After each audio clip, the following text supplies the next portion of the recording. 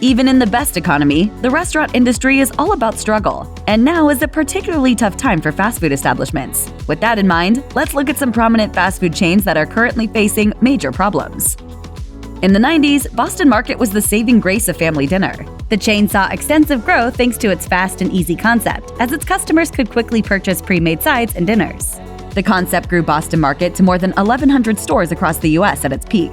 But with other retailers catching on and easily duplicating ready-to-eat rotisserie, rapid growth and competitors' low prices ultimately led to the company filing for bankruptcy in 1998. Boston Market has changed hands twice in hopes of making a comeback, once by McDonald's in 2000 and then by Sun Capital Partners in 2007. But even under new ownership, there's still been a steady decline of sales. Currently, there are fewer than 500 locations left, and in 2019, the chain announced the closing of 45 more stores. With many grocery stores and one-stop-shop retailers now offering ready-to-eat rotisserie, Boston Market needs to find a competitive edge to convince customers to make an additional stop in their already hectic schedules. When Quiznos arrived on the scene, it stockpiled a huge customer base thanks to its unique competitive advantage of toasted bread. This one simple alternative grew Quiznos to 4,700 locations by 2007. Besides toasting buns, the chain relied heavily on delivering low prices.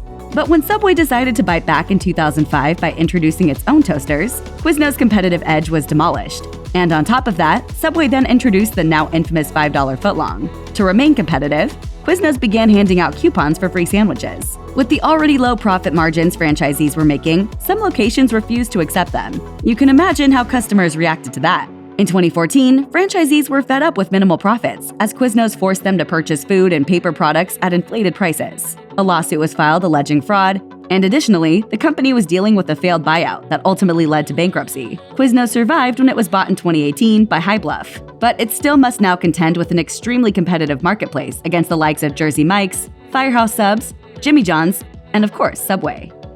Since 1932, Krystal has been serving up burgers in more than 300 locations scattered across 10 states in the Deep South. But in a highly competitive market dominated by the likes of McDonald's and Burger King, Krystal has found it hard to keep up. After a 6.5% decrease in sales in 3 consecutive years, Krystal knew they were in need of a serious overhaul. So in 2018, they welcomed new CEO Paul Macaluso.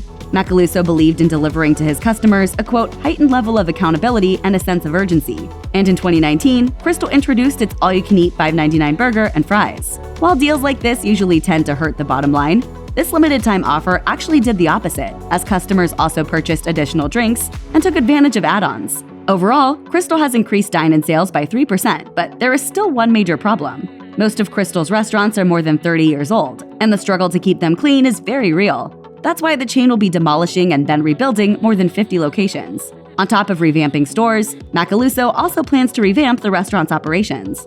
Both of these changes will take an extensive amount of time, all in a market that may not allow for it.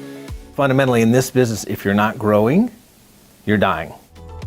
In 2009, Steak 'n Shake survived the Great Recession as one of the industry's steadiest performers. In just 1 year, the chain went from losing $100,000 a day to generating $100,000 a day.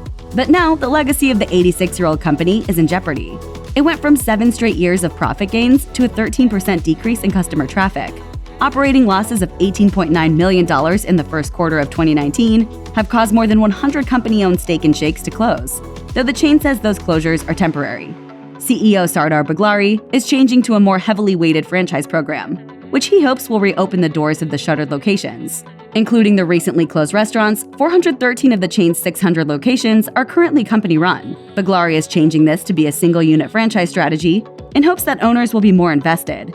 The cost to start a Steak 'n Shake franchise will be $10,000, much lower than the cost from years ago. But bringing in more franchise owners may not be enough of a solution. Baglari is focused on overhauling and streamlining production, part of which means getting rid of the cherries on top of Steak 'n Shake's iconic milkshakes, a change that he says will save $1 million. Alas, Baglari's time to implement these practices may be limited, as investors of Steak 'n Shake see both pillars of his plan as ridiculous. Perhaps they're really big cherry lovers. Whipped cream and cherries. Check. Confetti balloons and music? Hat. Mike, come on! What are you up to? In an effort to keep up with changing customer demands, CiCi's underwent a significant rebranding in 2015.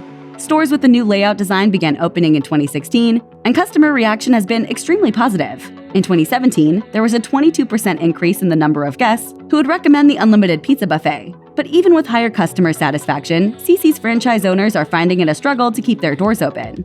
The problem is the cost of operation. It's not that expensive to make a pizza, but many CiCi's locations have been struggling with the rising expenses of labor and property taxes. The issue is bad enough that the last CiCi's locations in New York State officially closed their doors in 2018. New logos, additions to the buffet line, and a more streamlined restaurant layout aren't going to do much if CiCi's restaurants keep disappearing as rent and wage costs continue to increase. Check out one of our newest videos right here, plus even more MASH videos about your favorite stuff are coming soon. Subscribe to our YouTube channel and hit the bell so you don't miss a single one.